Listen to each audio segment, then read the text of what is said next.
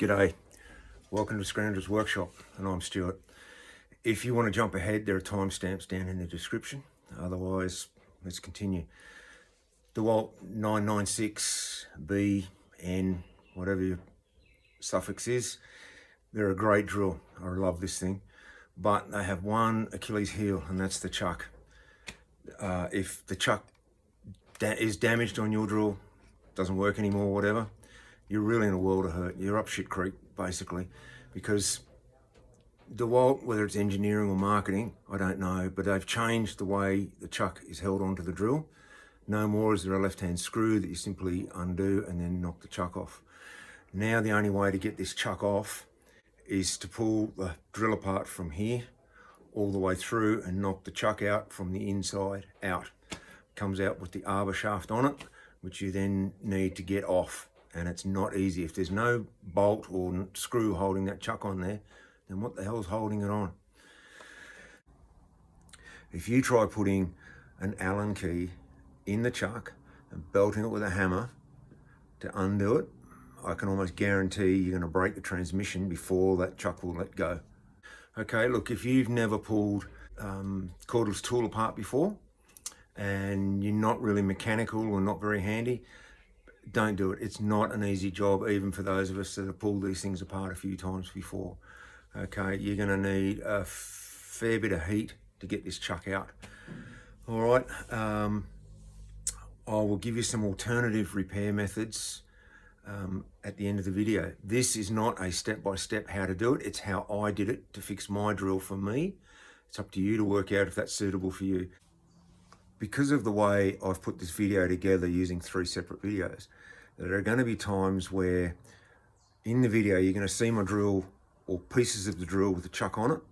You're going to have to pretend that's not there. I'll try and remind you, because the last thing you do is put the chuck on. You put everything else together first, then the chuck screws on. Yeah, okay, let's get into it. You don't need many tools to pull the drill apart. You can see them there in the background. But you will need a number 10 Torx to undo the 8 screws holding the body together, and you need a long reach one for this one at the bottom of the drill, and you'll need a 15 to undo the gearbox. There's only 4 screws holding that together.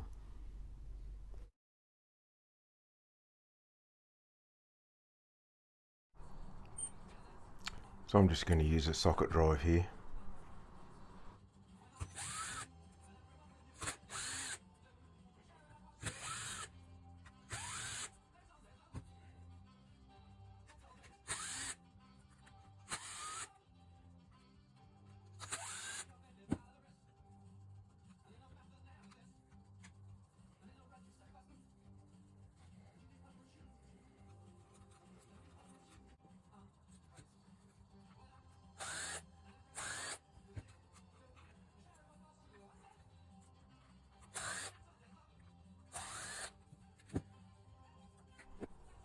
So now if you want to save your labels, so it doesn't look like you've had the thing apart, now's the time just to pry a sharp edge under them, pull them off, one on the bottom, one on the back, and one down the LED. Mine was already torn in half anyway for some reason. Now starting from the bottom, just start prying the shell halves apart very gently. They will come. It'll get stuck up here near the trigger, because there's a metal pin under there, tends to stop you getting it apart. Just get something wide, screwdriver maybe.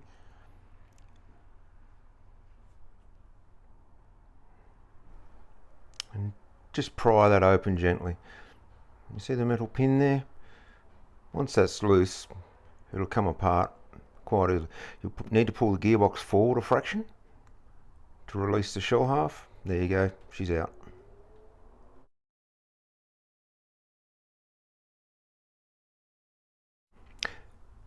Before you start trying to take that front gearbox clutch assembly out, you need to undo this electrical connection. It goes into the electronic clutch. There's no pins or clips, you just gently pry it apart.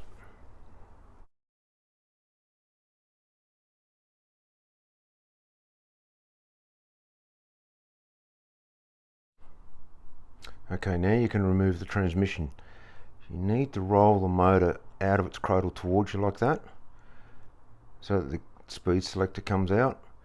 You're done with the rest of the drill now. We're on to pulling that transmission apart.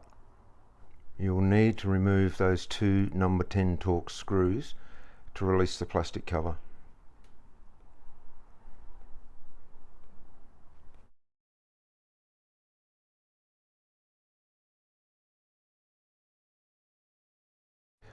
The speed selector ring just lifts out like that, and then ready, set, go. Turn it upside down, tip everything out.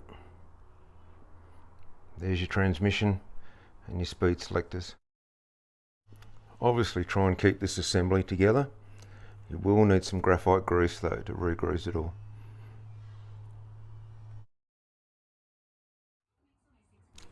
Now I've got the whole assembly sitting in my vise on some copper jaws. The vise has been tightened, but not very tight. It can still move around. Get yourself a decent drift and 1 or 2 whacks, and the chuck and the shaft will get driven out the front of that housing. And here's why you can't fix the chuck on these DeWalts. There's no retaining clip at the front to take the chuck apart. So obviously there's going to be a clip in the back. So you're going to take this black plastic cover off. As you can see, I've had mine off before, but there's a piece of knurled metal in there that plastic grips onto, and even the second time round it's still quite tight. Just keep prying and it'll come.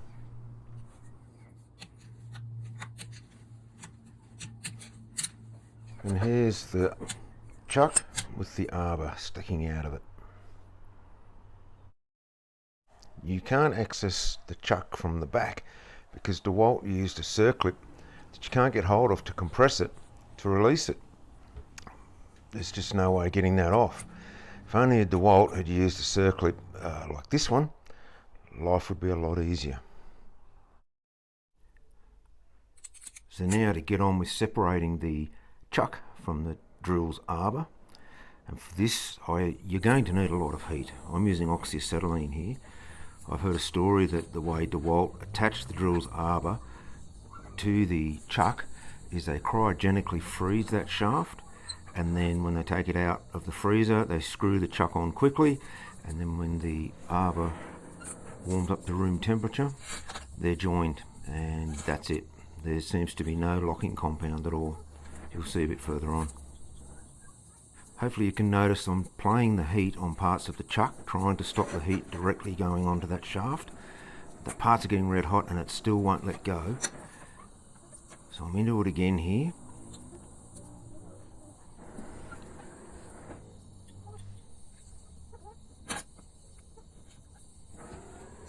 And finally a satisfying snap. That's still quite an effort for a part that's been red hot.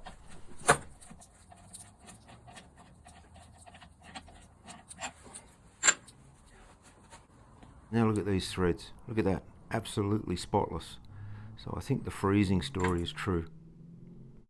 Now at this point when I was replacing my chuck, I thought beauty. Screwed the new chuck onto the Arbour, put the drill back together, thought job done.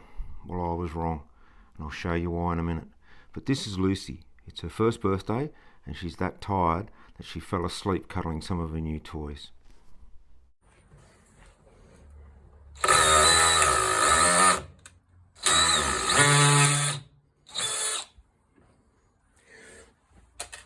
If you recognise that sound as hammer mode, then you're correct. Your drill is now stuck in hammer mode and you can't take it out of hammer mode, so we need to go and fix that next.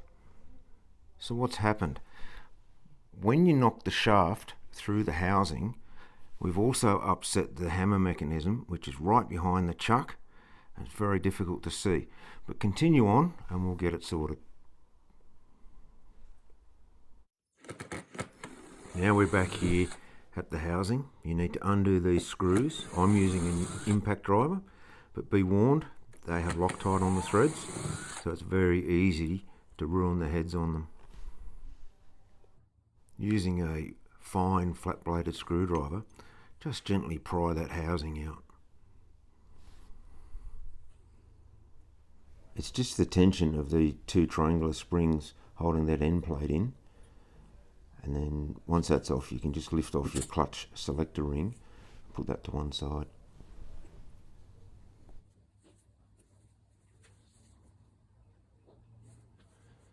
Okay, so just grab something you can get under that bearing and hook it out. It's a little bit firm, but it's not press fit. I'll just slide out like that. And that, make sure you retain that spring. Oh, sorry about that. And again, that's your problem. That piece right there. Don't lose the wave washer. But those two serrated discs are what rub together and give you a hammer mode. And that top disc needs to be pressed back onto the Arbour shaft before you put the whole thing back together again. Here's the shaft on mine all polished up on the buffer, and that's the bits we're going to be putting back together again. So your bearing goes on first. You see that shoulder? That's what that serrated disc has to press onto. So the spring goes in, and then the serrated disc. So I have some copper jaws in my vise. Just gently tie that in. It's not tight, so that can slide. You can use a block of wood and a hammer, or a big copper mallet like I've got. Tap that back into place. Use a press if you want, whatever you want. But just get that assembly put together like that. That's how it should look. Okay. And back at the housing, you want to get that wave washer. Drop that in. Probably best not to use a magnetic screwdriver.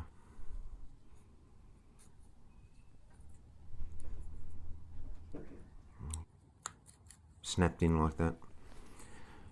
Now you can just push your Arbour back in place. That's it, all fixed.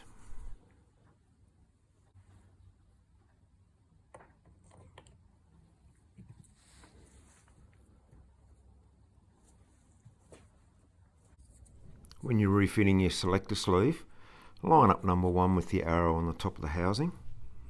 You'll see it's a bit spring loaded there. There's a electrical pickup that's a bit springy. And you get the very front of the housing. Those 3 little lugs there have to line up with this vacant spot here. So as I'm putting this down, I'm just checking that the screw holes are lining up as well. Just push that home. Now those 2 big springs make it quite tight.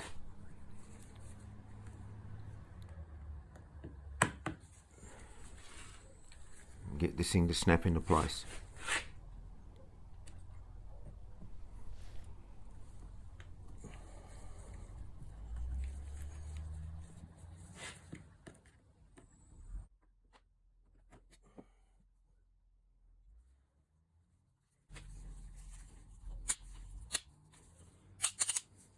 If this all checks out okay, refit the 3 screws and turn the whole unit over. Bear in mind, my chuck's already fitted, but yours won't be. The first thing I did was slip that ring gear off the transmission. Those lugs are symmetrical, so it doesn't really matter what way you put the ring gear in, but you must make sure that 2 of those lugs line up with the top of the housing. Can you see that there? Just to the left of vertical, you'll see 2 of those lugs sitting in the top of the housing there. That way it sits down nice and flat. The reason I chose to do it this way was I tried putting in the transmission in one go, the whole lot together, and it gave me all sorts of alignment problems, and I just couldn't get the whole thing to seat down properly. So I broke it up into sections like this. The little flat washer first.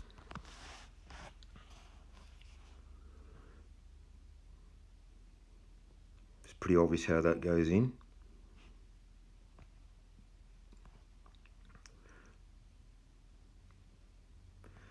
Next, I removed this ring. You've got to make sure all these are well greased, so that those pins, so that they don't come out.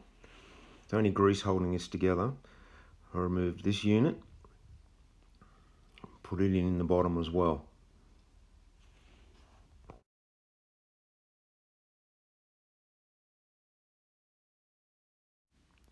Now you can try dropping the rest of the transmission in one piece. You need to make sure that that hole there lines up with that shaft. See how you go trying to get it all in one bit. So this is still giving me grief. It's sitting up too high. It's not dropping down into alignment properly. So I'm going to take it apart a little bit further.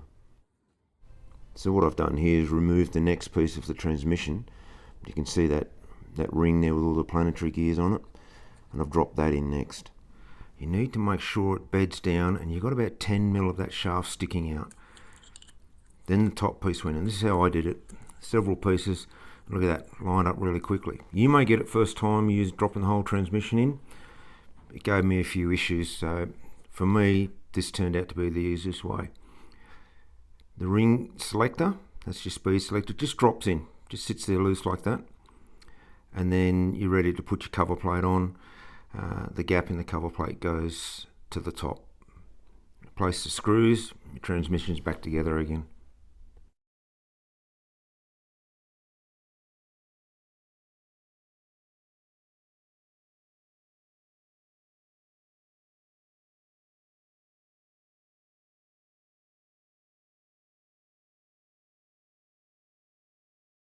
Okay, now we're on the home run.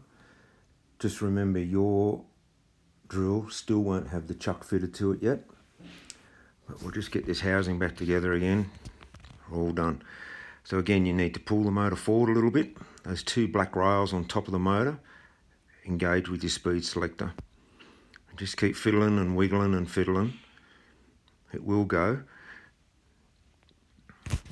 And you'll hear a satisfying sort of snap when that clicks in. I just put one screw on the side of the transmission to hold it in place, keep the alignment, while I get the other side put on.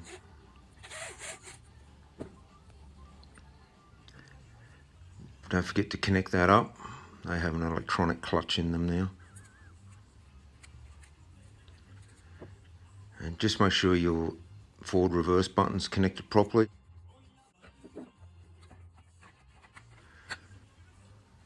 Again, check forward reverse. You'll need to back that screw off a little bit to allow the cover to snap back in. That's it. Put the screws in.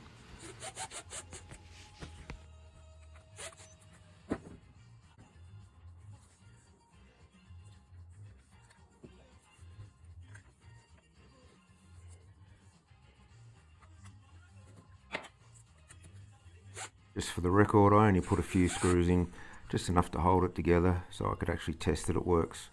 Still no chuck at this stage.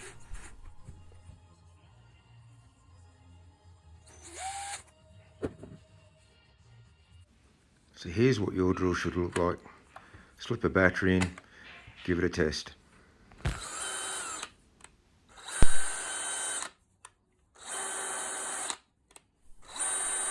Okay, now you can fit the chuck. I just purchased one off eBay. As long as it's a 2 to 13 millimeter chuck with a 1/2 inch by 20 UNF thread on the back, it'll fit. I think I paid $22 for this one. You can get them with a red ring, no ring, chrome ring, whatever your choice is. You just need that 1/2 inch by 20 UNF. Plenty of Loctite. I used 262. Literally just poured it in there, hoping for the best. And did it up on low speed on the drill. I've actually changed my thinking on using Loctite. So please have a look at the end of the video and I'll explain my thinking and what I would use instead. So I've just finished putting all the screws in. We'll take it for a test drive.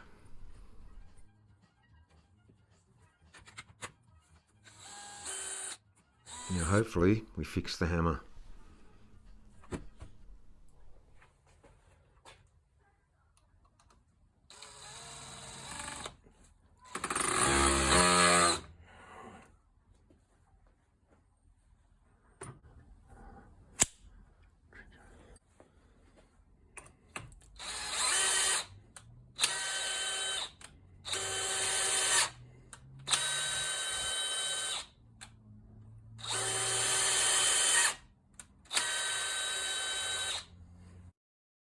One last job, that's to replace the stickers. She's all finished.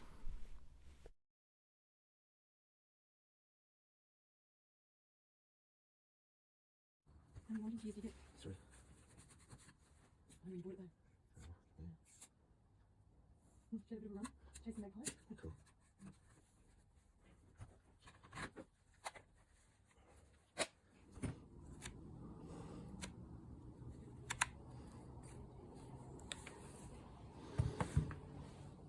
So how'd you go? Did you get all that? It's quite a job, isn't it? Now, I said at the beginning I would explain some options, and unfortunately there aren't very many. According to DeWalt, the only way of repairing this is to take it off from here. So you undo those 4 screws, undo the little wire connection inside, you take that off, you throw that away, and you buy a whole new transmission and chuck from DeWalt. To get it here in Australia, it's $110 US, converted into Aussie dollars, plus freight converted into Aussie dollars. By the time this lands in my letterbox, it's $379 for that piece. A new one of these drills at Bunnings here in Australia is $329. In the US, like I said, 110 plus taxes. You can buy the whole drill for 190, I think, at Walmart.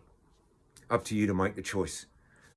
So looking at this exploded parts diagram, you can see that the housing on the left, the Arbour shaft with the hammer mechanism connected to it in the middle, and the selector ring on the right, none of those parts are actually available. So here's another alternative. This unit is from AliExpress. It's the same as what DeWalt sells you. It's $75 instead of 110 US and $22 shipping. Now for us here in Australia, that's a viable proposition because it's only going to be about $135 landed. It's a lot cheaper for postage from China than it is from the US. And the last offering I found is from Parts Shop Direct UK. They'll sell you just the Arbour with the hammer mechanism already attached. So if you're prepared to do all the work yourself, this is a good alternative as well. But the way they've got it at the moment, there's going to be a lot of these just end up at the tip. eParts Online have a video about the chucks, and they actually describe the chuck as almost a consumable part. They get knocked around, they get dirted, and eventually they fail. Well, the way DeWalt have done it, you're going to be throwing out your whole drill and buying a new one for the average person.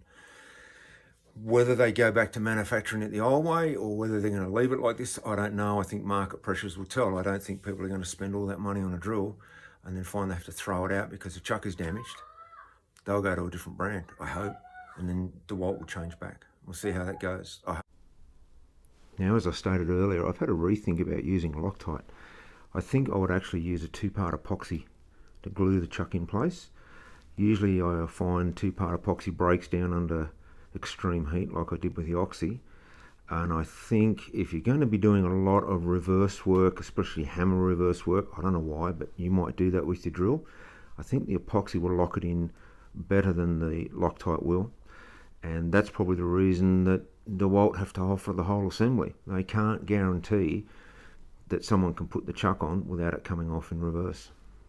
If the video was useful to you, good luck and cheers. Your drill here at Bunnings is $329. Oh shit. What do they fucking call that?